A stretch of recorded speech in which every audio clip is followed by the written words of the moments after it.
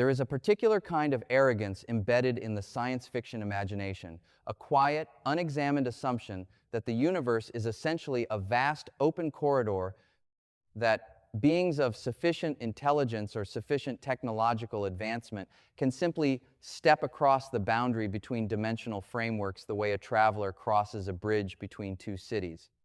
We picture the higher dimensional alien pausing at the threshold of our world, calculating the geometry, pressing a button, and sliding gracefully into our three-dimensional neighborhood, as though the only obstacle between their reality and ours is a door that has not yet been unlocked. This picture is not merely oversimplified, it is catastrophically wrong.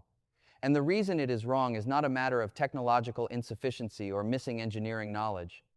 The reason it is wrong is written into the cold, unyielding mathematics of spatial structure itself, etched permanently into the geometric fabric of how dimensions relate to one another, and no amount of civilizational advancement changes the verdict that the laws of physics have already delivered. To understand why, we need to first abandon the comfortable human instinct to think of our three-dimensional universe as a kind of open room, a space that other things could theoretically enter if they simply tried hard enough. Our universe is not an open room. Within the framework of modern string theory and branecosmology, our three-dimensional reality is more precisely understood as a membrane, a brane, a surface of fixed geometric character embedded within a much larger, higher dimensional environment that physicists call the bulk. Imagine for a moment an infinitely vast sheet of paper, perfectly flat, suspended inside an enormous three-dimensional room. The sheet has length, it has width, but its thickness is so vanishingly small that for all structural purposes it exists as a pure two-dimensional surface. Now, imagine a complex three-dimensional object, something with internal architecture, with depth and height and elaborate spatial organization, attempting to compress its entire bulk into the paper.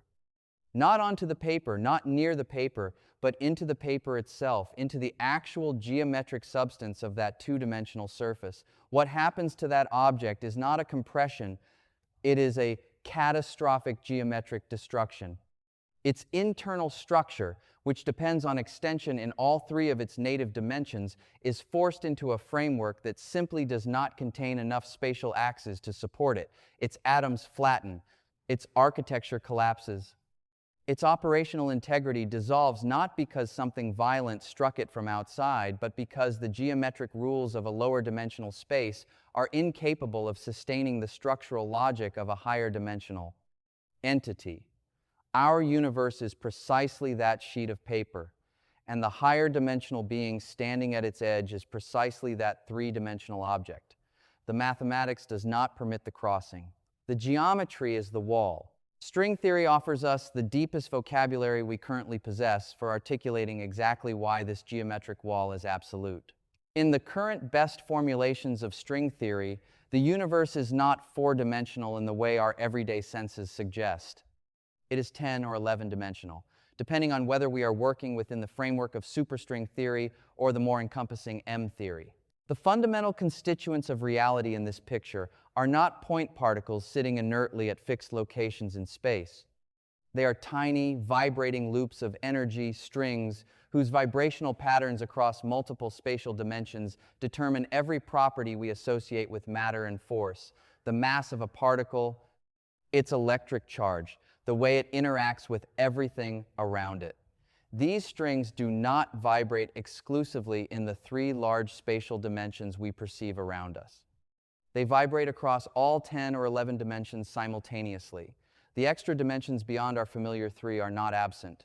They are present and physically real, but they are compactified, curled upon themselves at scales so unfathomably small, near the Planck length of approximately 10 to the power of -35 meters, that they are entirely invisible to any probe we can currently construct.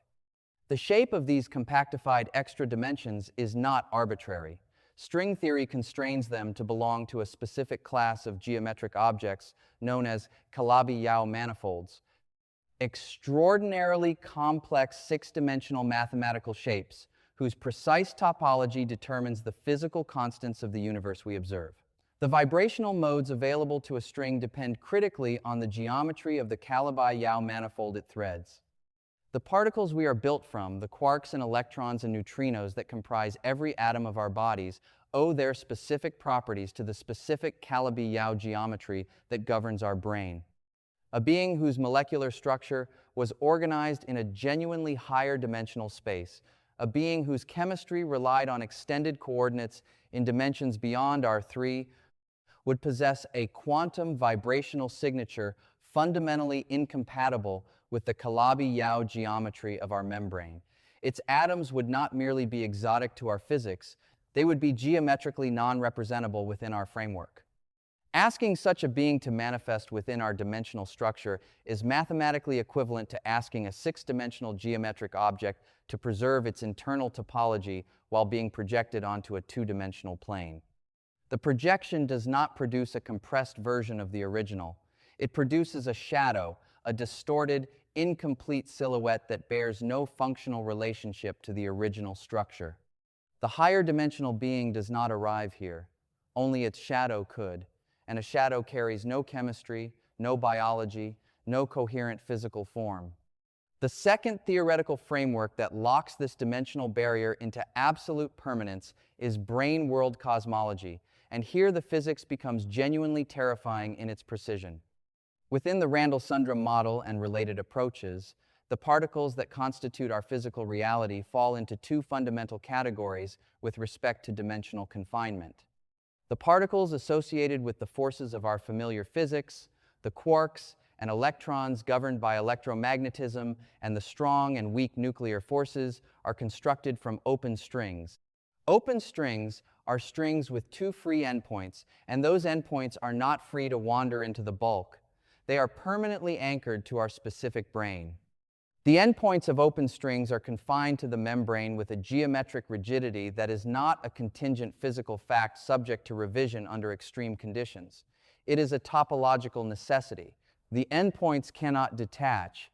The particles they constitute cannot leave our membrane, and by the same geometric logic, particles from outside our membrane cannot anchor themselves to it unless their open string endpoints are already, by structural necessity, bound to our specific three-dimensional surface.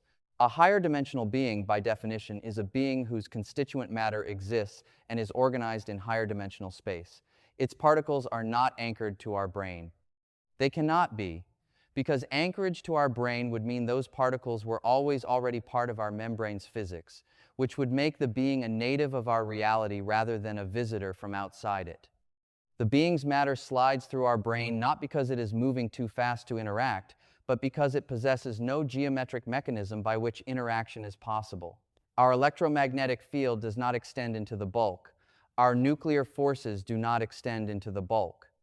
The physical interactions that allow matter to cohere and to communicate across space are topologically confined to our membrane. A higher dimensional entity passing through the volume occupied by our brane would not feel our forces any more than a wave on the surface of the ocean feels the pressure of the wind a kilometer above it. The physical fields simply do not overlap. The being does not enter our universe. Our universe is, from its perspective, a surface it cannot touch. There is one force that behaves differently, and understanding that difference makes the situation even more devastating for the prospect of higher dimensional visitation. Gravity, unlike the other fundamental forces, is carried not by open strings but by closed strings, loops with no endpoints, loops that are therefore not anchored to any particular brane and can propagate freely through the bulk. This is why, within brane world scenarios, gravity feels so extraordinarily weak compared to the other fundamental forces. Electromagnetism, the strong nuclear force, the weak nuclear force, all of them are confined to our brane and operate at full intensity within it. Gravity leaks. It distributes its influence across all the extra dimensions of the bulk, and by the time its influence reaches us on our membrane, it has been diluted across a vastly larger geometric volume. The hierarchy problem in particle physics, the baffling disparity in strength between gravity and everything else, finds a natural and elegant solution in precisely this geometric leakage. But follow this reasoning to its conclusion for the question of higher dimensional beings, and the physics delivers a result of absolute finality. If a higher dimensional entity attempted to force a structural interaction with our brane, if it attempted to anchor its bulk matter to our three-dimensional surface through some hypothetical mechanism, the mathematical scaling laws governing force strength across dimensional boundaries would immediately produce a catastrophic mismatch. The nuclear forces holding its atoms together are calibrated to operate across its native higher dimensional coordinate space.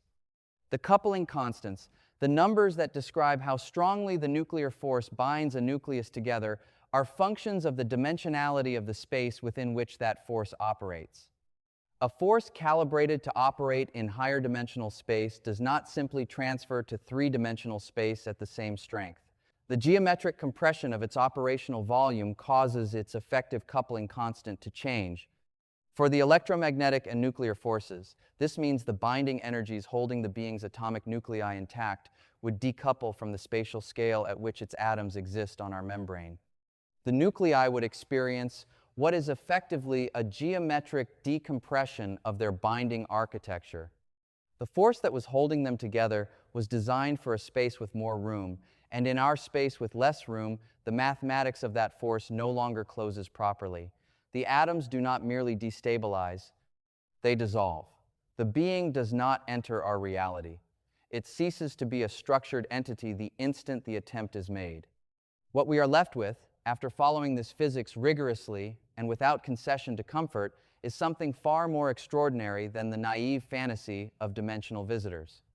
We are left with the recognition that our three-dimensional universe is not a prison, not a cage, keeping us from some richer reality beyond.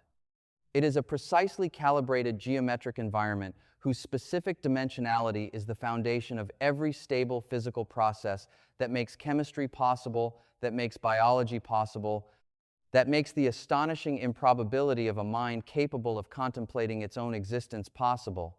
The Calabi-Yau geometry of our compactified dimensions, the open string topology that anchors our particles to our brane, the specific scaling laws of our fundamental forces across precisely three large spatial dimensions. These are not arbitrary features of a universe that might just as well have been arranged differently. They are the interlocking mathematical conditions whose simultaneous satisfaction produces a stable, coherent, life-permitting physical environment. The dimensional boundary is not a wall that keeps wonder out. It is the condition that makes wonder possible. And standing before the cold, absolute, magnificent mathematics of branecosmology and string theory, understanding that the geometric structure of space itself is the most fundamental and unbending law in the cosmos, that is not a diminishment of the universe. That is the deepest form of awe that physics has yet discovered how to produce.